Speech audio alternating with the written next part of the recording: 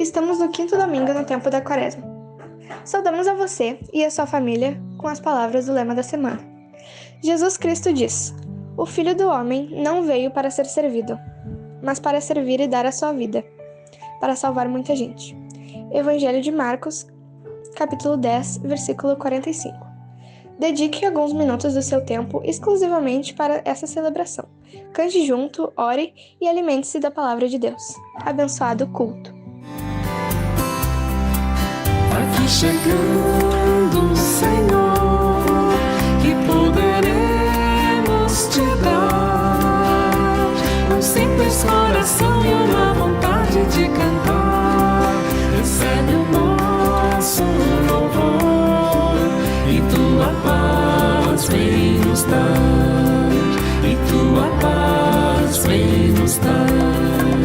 Aqui chegando, Senhor, que poderemos te dar um simples coração e uma vontade de cantar. Recebe o nosso louvor e tua paz vem nos dar, e tua paz vem nos dar. Estamos no tempo de Quaresma, tempo de reflexão, de meditação, de oração, um tempo onde nós refletimos sobre a caminhada da nossa vida, um tempo de alinhamento. Mas como assim, pastora? Alinhamento. Alinhamento. Você já percebeu que quando você estava andando de carro e na direção, de repente o carro começou a puxar para um lado? Ou puxar para o outro lado? E aí isso é muito perigoso, porque sem você perceber pode acontecer um acidente ou algo pior. E o veículo, o que acontece? Ele precisa ser levado a um serviço especializado para novamente fazer o alinhamento da direção com as rodas do carro. Ou seja, quando o veículo não tem as suas rodas alinhadas ao volante e ao que está comandando, fica perigoso. Pode acontecer algo muito ruim. De forma semelhante, também nós podemos dizer isso na nossa vida espiritual. Quando nós seguimos por muitos caminhos e nós não estamos alinhados ao pensamento de Deus, nós não vamos estar seguros. E qual é o instrumento que nós temos que ter para alinhar a nossa vida? A palavra de Deus. A gente usa o exemplo do carro, mas eu, quando jovem, andei muito de bicicleta. Nós morávamos a alguns quilômetros da cidade, então eu e meu irmão, nós tínhamos que andar de bicicleta. E a gente precisa, quando está andando de bicicleta, olhar para frente, olhar para o caminho. E o que aconteceu num dia de chuva, eu lá com a minha bicicletinha, uma monareta verde, e eu com o guarda-chuva na frente, e aí andando de bicicleta eu só conseguia enxergar assim uns 4, 5 metros à frente. Mas o que aconteceu naquele dia de chuva? Eu com o guarda-chuva na frente, andando de bicicleta, peguei e bati com a bicicleta atrás do Fusca. E aí meu irmão e mais alguns amigos começaram a rir. Mas Alessandra, você atropelou um Fusca de bicicleta. Porque eu consegui enxergar somente a alguns metros à frente, naquele dia de muita chuva e de muito vento. Os meus amigos desviaram aquele carro. Como eu estava na última da fila da bicicleta, não vi. Aí eu questionei, mas como vocês não me avisaram, não me ajudaram? Viram que eu estava de guarda-chuva. Alguns podem nos ajudar, mas este alinhamento, olhar bem à frente, alinhar o nosso caminho, alinhar os nossos pensamentos com Deus. A Quaresma convida a esse tempo. E saúdo-vos com a palavra do Salmo 119, versículo 9, que diz assim: Como pode o jovem manter pura a sua conduta, vivendo de acordo com a tua palavra? Eu te busco de todo o coração, não permitas que eu me desvie dos teus mandamentos. Guardei no coração a tua palavra para não pecar contra ti. Bendito seja, Senhor, ensina-me os teus decretos. Com os lábios repito todas as leis que promulgaste. Regozijo-me em seguir os teus testemunhos, como o que se regozija com grandes riquezas. Meditarei nos teus preceitos e darei atenção às tuas veredas. Tenho prazer nos teus decretos. Não me esqueço da tua palavra. Queridos ouvintes, sejam bem-vindos a este culto e que nós possamos assim guardar estes decretos, a palavra de Deus, com todo o nosso coração, com toda a nossa alma, com todo o nosso entendimento.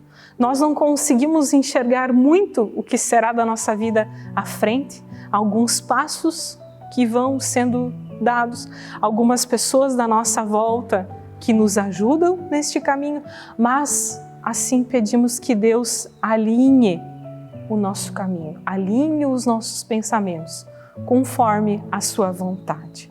Amém.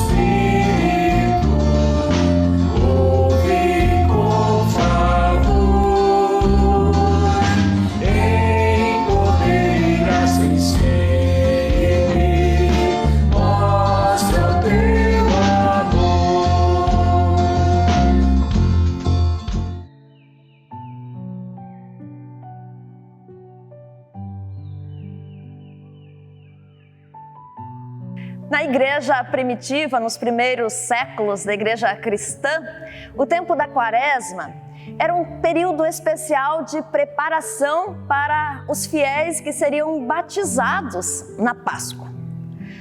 Anos mais tarde, esse tempo continuou sendo importante, inclusive para as pessoas já batizadas. Tempo de reflexão, tempo de alinhamento, como a pastora Alessandra já falou antes. Tempo que antecede a Páscoa, onde celebramos com alegria a ressurreição de Jesus. Era um tempo de arrependimento, de confissão de pecados, de consagração da vida, de identificação com a dor, o sofrimento do Senhor Jesus Cristo. Arrependimento é uma dimensão muito importante no tempo da Quaresma. Mas não deve ser um arrependimento só de palavras, da boca para fora, mas um arrependimento sincero, que traz mudança de vida, de comportamento, de pensamentos, que irá perdurar pelos outros dias do ano e da vida. O rei Davi nos deixou uma oração muito sincera de arrependimento, de confissão, que ele próprio dirigiu a Deus após ser exortado dos seus pecados. Confessemos também os nossos pecados com muita sinceridade de coração, decididos a mudarmos de vida, de atitudes, através das palavras de Davi, conforme o Salmo 51, versículos 1 a 12. Oremos. Tem misericórdia de mim, ó Deus, por teu amor, por tua grande compaixão, apaga as minhas transgressões. Lava-me de toda a minha culpa e purifica-me do meu pecado. Pois eu mesmo reconheço as minhas transgressões e o meu pecado sempre me persegue. Contra ti, só contra ti, pequei e fiz o que tu reprovas, de modo que justa é a tua sentença e tens razão em condenar-me. Sei que sou pecador desde que nasci, sim, desde que me concebeu minha mãe. Sei que desejas a verdade no íntimo e no coração me ensinas a sabedoria. Purifica-me com hisopo e ficarei puro. Lava-me e mais branco do que a neve serei. Faze-me ouvir de novo júbilo e alegria, e os ossos que esmagaste exultarão. Esconde o rosto dos meus pecados e apaga todas as minhas iniquidades. Cria em mim um coração puro, ó Deus, e renova dentro de mim um espírito estável. Não me expulses da tua presença, nem tires de mim o teu Santo Espírito. Devolve-me a alegria da tua salvação e sustenta-me com um espírito pronto a obedecer. Amém.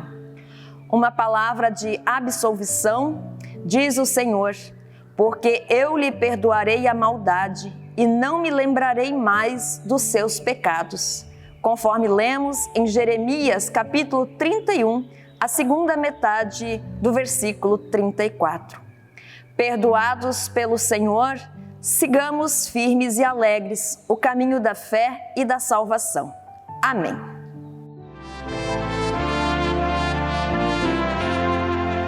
O Senhor é a minha força, o meu canto é o Senhor, Ele é o Salvador, confiando nele não há temor, confiando nele não há temor. Quando estou no vale escuro, almejando uma luz, eu me lembro do Senhor, do Salvador e sua cruz, do Salvador e sua cruz. Que a graça da parte de Deus, Pai, Filho e Espírito Santo sejam com todos e todas. Amém. Nos últimos tempos, estamos acostumados a dizer como estamos e como nos sentimos através de emojis. Aquelas figurinhas lá que enviamos ou recebemos pelo WhatsApp e nas demais redes sociais. Quais emojis te representam nos últimos dias ou hoje? Eu vou passar aqui alguns e você então procura se identificar qual deles ou quais deles te identifica. Alegria, você está alegre? Preocupação ou desânimo? Raiva, quem sabe? Assustado com tantas notícias e tantas coisas difíceis que estão acontecendo? Doente, quem sabe você esteja se recuperando de alguma enfermidade, Covid ou outra, talvez até num hospital. Triste, você está triste por muitas coisas acontecendo? Nós, seres humanos, vivemos muitos tipos de emoções e sentimentos. Às vezes estamos transbordando de alegria por uma notícia que recebemos, quem sabe a alta do hospital, a própria ou de um familiar, alguém que está nascendo na família, fomos curados de alguma enfermidade, encontramos alguém que amamos e já não víamos há muito tempo. Enfim, Muitas vezes nós nos sentimos alegres. Outras vezes sentimos medo, tristeza, ansiedade, preocupação, desânimo. Acredito que esses sentimentos têm feito parte da vida de muitos de nós, especialmente nos últimos dias, que estamos perdendo tantas pessoas, enfrentando perigos, nos privando de encontros, de celebrações, inclusive de cultos presenciais, entre outras coisas. Nos evangelhos, incluindo o de João 12, 20 a 33, que ouvimos há pouco, nos é dito que o próprio Jesus sentiu medo, sentiu angústia, tristeza em sua vida. Os textos bíblicos deste culto nos lembram que a vida do cristão não está livre de problemas, tanto problemas externos quanto conflitos internos. A vida do cristão não acontece sem luta. No entanto, nós não estamos sós, desamparados, desassistidos. Somos alvos do amor de Deus e Ele está com os seus em bons e maus momentos da vida. Deus não mediu esforços para atingir o seu grande alvo, nos alcançar. Para isso, Ele enviou o seu Filho Jesus Cristo ao mundo, a fim de nos reconciliar com Ele, para que pudéssemos estar juntos dEle, em harmonia, em comunhão. Ouçamos o texto bíblico conforme Hebreus capítulo 5, do versículo 1 até o versículo 10, onde lemos que Jesus é o nosso sumo sacerdote, ou seja, o sacerdote por excelência. Ouçamos.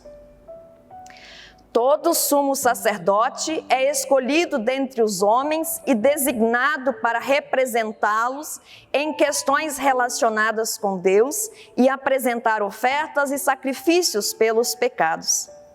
Ele é capaz de se compadecer dos que não têm conhecimento e se desviam, visto que ele próprio está sujeito à fraqueza. Por isso, ele precisa oferecer sacrifícios por seus próprios pecados, bem como pelos pecados do povo. Ninguém toma esta honra para si mesmo, mas deve ser chamado por Deus, como de fato o foi Arão.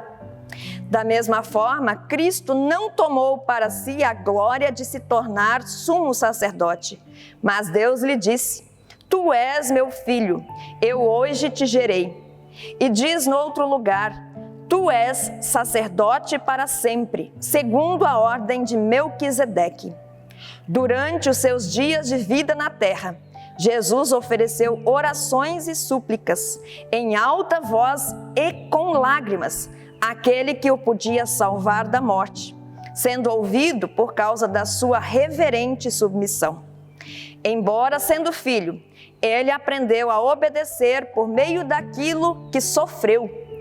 E uma vez aperfeiçoado, tornou-se a fonte de eterna salvação para todos os que lhe obedecem, sendo designado por Deus sumo sacerdote segundo a ordem de Melquisedeque. Até aqui a leitura bíblica. Queridos irmãos e irmãs, o sumo sacerdote era o chefe dos sacerdotes. Arão, irmão de Moisés, foi o primeiro sumo sacerdote da religião judaica, quando foi construído o tabernáculo no deserto, quando o povo saiu do Egito e caminhou em direção à terra prometida. O sumo sacerdote, dentre outras atribuições, uma vez ao ano, era responsável em entrar no santíssimo lugar do tabernáculo e depois do templo, quando este foi construído por Salomão. Isso acontecia no dia da expiação dos pecados. Então o sacerdote representava o povo, fazia a mediação do povo com Deus, oferecendo sacrifícios que apaziguassem a ira de Deus e que assim Deus pudesse perdoar o povo. Esse sacrifício o sacerdote oferecia, ou o sumo sacerdote oferecia por si mesmo, pelos outros sacerdotes e por todo o povo. Mas este ritual deveria ser repetido sempre, todos os anos de novo, porque o povo sempre pecava e era necessário que os seus pecados fossem expiados através do sacrifício. No entanto, chegou o dia em que Deus enviou o sumo sacerdote perfeito, o sumo sacerdote por excelência ao mundo. Este não tinha pecado, este era perfeito e não ofereceu sacrifícios de animais em favor dos pecados do povo, mas a si mesmo se ofereceu como sacrifício perfeito e permanente. O alvo de Deus nos alcançar, nos salvar, foi atingido através de Jesus, o sumo sacerdote. Através dele, temos comunhão com o Pai. Que coisa maravilhosa! Mas, mesmo sendo filho de Deus, Jesus não foi poupado dos sofrimentos deste mundo. Se pudéssemos identificar Jesus, os sentimentos dele com alguns emojis, em muitos momentos, com certeza, ele estava triste, aquela carinha de triste, de preocupado, de desanimado. Além das dores físicas, Jesus sentiu as dores do abandono, da rejeição, da falsidade das pessoas. Nos versículos 7 e 8, lemos que durante os seus dias de vida na terra, Jesus ofereceu orações e súplicas em alta voz e com lágrimas àquele que o podia salvar da morte, sendo ouvido por causa da sua reverente submissão. E embora sendo filho, ele aprendeu a obedecer por meio daquilo que sofreu. Quando no Getsemane, Jesus pediu 3 vezes: meu Pai, se for possível, afasta de mim este cálice. Deus não o poupou dos sofrimentos que faziam parte da sua missão, mas não o deixou sozinho, desamparado. Em Lucas 22, 43, lemos: apareceu então um anjo do céu que fortalecia Jesus. Ou seja, Jesus não ficou desamparado. Era necessário ele passar pelas provações, pelos sofrimentos, mas ele não passou por isso sozinho. Continuamos sendo alvos do amor de Deus. Jesus nos reconciliou com o Pai quando ele veio como sumo sacerdote a este mundo. Isso significa que pela fé nele, estamos em paz com Deus. Podemos deitar no colo dele e pedir os seus conselhos, chorar as nossas dores, desabafar, assim como uma criança faz quando está triste, quando cai, quando sente dores. Ela vai, muitas vezes se deita no colo do pai ou da mãe e ali é consolada. Assim também Deus quer nos consolar e nos fortalecer para seguirmos a vida. Ao mesmo tempo, alcançados pelo amor de Deus, consolados e fortalecidos em seu colo de amor, podemos, a exemplo do Senhor Jesus, ser obedientes, aprender com os sofrimentos, resistir às oposições, enfrentar as adversidades, transmitir paz e esperança às pessoas que precisam do nosso cuidado, da nossa ajuda. Lembremos-nos que o sacrifício exigido para a salvação eterna foi oferecido de uma vez por todas pelo grande sumo sacerdote Jesus Cristo. Mas, como seus irmãos, somos também chamados e chamadas a sermos sacerdotes, sacerdotisas que anunciam as grandezas de Deus neste mundo tão sofrido. Conforme lemos em 1 Pedro 2,9, vocês, porém, são geração eleita, sacerdócio real, nação santa, povo exclusivo de Deus, para anunciar as grandezas daquele que os chamou das trevas para a sua maravilhosa luz. O mundo precisa ouvir esta mensagem da salvação. O mundo precisa saber que nós não estamos sozinhos e desamparados, mas precisa saber que Deus está com os seus, tanto nos bons quanto nos maus momentos da vida. Anunciemos esta mensagem adiante, que a atitude de Jesus, a sua disposição em ser obediente ao Pai até o fim, mesmo em meio à dor, às tristezas, seja exemplo para nós cristãos hoje. Que Deus nos ajude e nos fortaleça. Amém. Creio em Deus Pai, Todo-Poderoso, Criador do céu e da terra, em Jesus Cristo, seu Filho unigênito, nosso Senhor, o qual foi concebido pelo Espírito Santo, nasceu da Virgem Maria, padeceu sob o poder de Pôncio Pilatos, foi crucificado, morto e sepultado. Desceu ao mundo dos mortos, ressuscitou no terceiro dia, subiu ao céu, está sentado à direita de Deus Pai Todo-Poderoso, de onde virá para julgar os vivos e os mortos. Creio no Espírito Santo, na Santa Igreja Cristã, a comunhão dos santos, na remissão dos pecados, na ressurreição do corpo e na vida eterna. Amém. Hoje é tempo de louvar a Deus, e em nós agora habita seu Espírito. Então é só cantar e a Cristo exaltar, e só glória encherá este lugar. Vem louvar.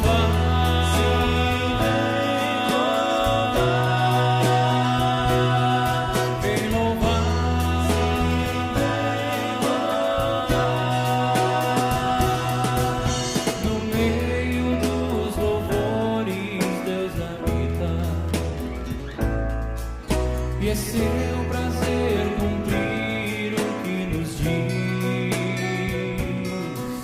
Então é só cantar e a Cristo exaltar, e sua glória encherá este lugar. Vem louvar,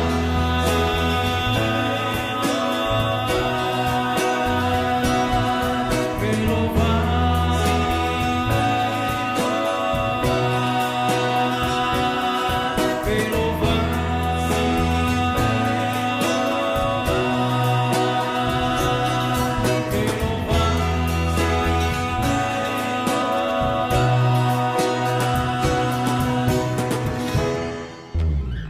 Se você faz a sua declaração de imposto de renda na modalidade completa, você ainda pode destinar 3% do imposto devido para o Covidica, Conselho Viamonense dos Direitos das Crianças e dos Adolescentes, ou para o Fundica, Fundo Municipal dos Direitos da Criança e do Adolescente de Alvorada. Desta forma, você ajudará a Instituição de Educação Infantil e Assistência Social Bom Samaritano, de Viamão, e a Casa da Criança de Alvorada, filiadas à CEPA, Comunidade Evangélica de Porto Alegre. Para fazer a doação, siga os passos que constam no card projetado. Fala com teu amigo, vizinho, que a destinação é para uma boa causa social. Não esqueça de mandar cópia da DARF da destinação para a CEPA, Bom Samaritano ou Casa da Criança de Alvorada.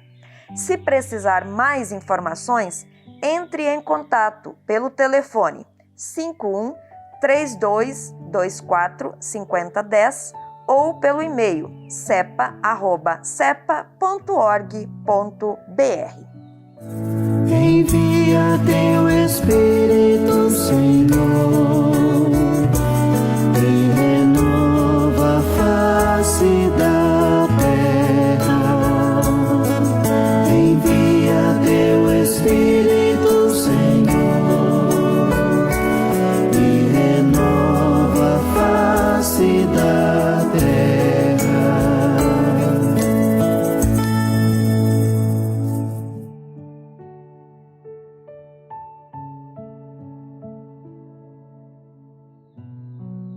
Temos no nosso momento de oração final, neste culto, a gente agradece por poder estar fazendo este culto, porque assim quando a missionária Ediane vem, a gente senta, conversa e cada vez a gente sabe de tantas pessoas que estão com Covid, pessoas que perderam familiares, que estão no hospital, né?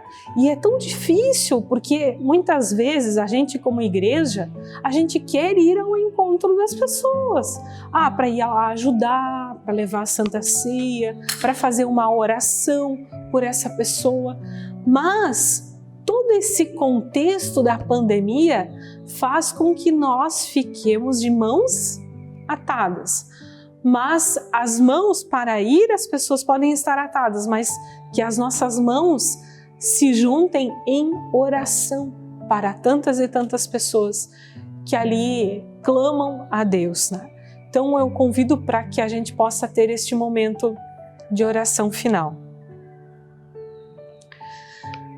Querido Pai, agradecemos-te por todas as dádivas recebidas de tuas mãos. Obrigado pelo cuidado, pela família, pelos amigos. Obrigado pelo trabalho, pelo sustento. Ao mesmo tempo, também pedimos que tu supras cada uma de nossas necessidades, bem como as necessidades do nosso próximo. Estamos vivendo tempos difíceis e muitos de nós têm sofrido perdas de entes queridos, perdas de emprego, perdas também até de tranquilidade, de harmonia no lar. Ó Pai, que a tua paz, a tua proteção, o teu direcionamento, o teu consolo se façam presentes nas vidas e nos lares, onde há choro e preocupações. Pedimos que o teu Espírito Santo capacite e fortaleça os profissionais da saúde, a fim de que sejam teus instrumentos de socorro, alento e cura na vida das pessoas enfermas. Tudo mais que desejamos pedir e agradecer, incluímos todos juntos na oração que o teu Filho Jesus nos ensinou dizendo: Pai nosso que estais no céu, santificado seja o teu nome. Venha o teu reino. Seja feita a tua vontade, assim na terra como no céu. O pão nosso de cada dia nos dai hoje, e perdoa-nos as nossas dívidas, assim como nós também perdoamos aos nossos devedores. E não nos deixes cair em tentação, mas livra-nos do mal, pois teu é o reino, o poder e a glória para sempre. Amém. Quando encerramos uma celebração, nós nos comprometemos a continuar celebrando no dia a dia da nossa vida, buscando e louvando a Deus. Ou seja, o culto não encerra quando nós falamos o amém final, mas ele continua na nossa vida, no dia a dia, quando nós servimos, quando nós buscamos e agradecemos ao Senhor. E para que isso seja possível, nós necessitamos da bênção de Deus, que agora pedimos. Que o Senhor vos abençoe e vos guarde. Que o Senhor faça resplandecer o seu rosto sobre vós e tenha misericórdia de vós. E que o Senhor sobre vós levante a sua face e vos conceda a sua paz. Em nome do Pai, do Filho e do Espírito Santo. Amém. Fiquemos na paz do Senhor e o sirvamos com disposição e alegria. Amém.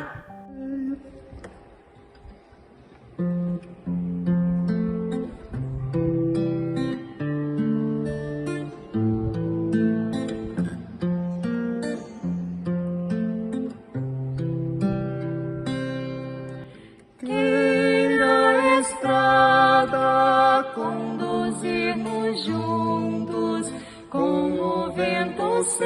a teu favor. Tendo garoa sobre os verdes campos, brilhando o sol com seu calor. Deus te guarde, Deus te guie, te segure bem na sua mão. Vai confiando, vai com alegria, pois teus anjos te acompanharão. Queira a estrada conduzir-nos juntos, com o vento sempre a teu favor. Tendo garoa sobre os verdes campos, brilhando o sol com seu calor.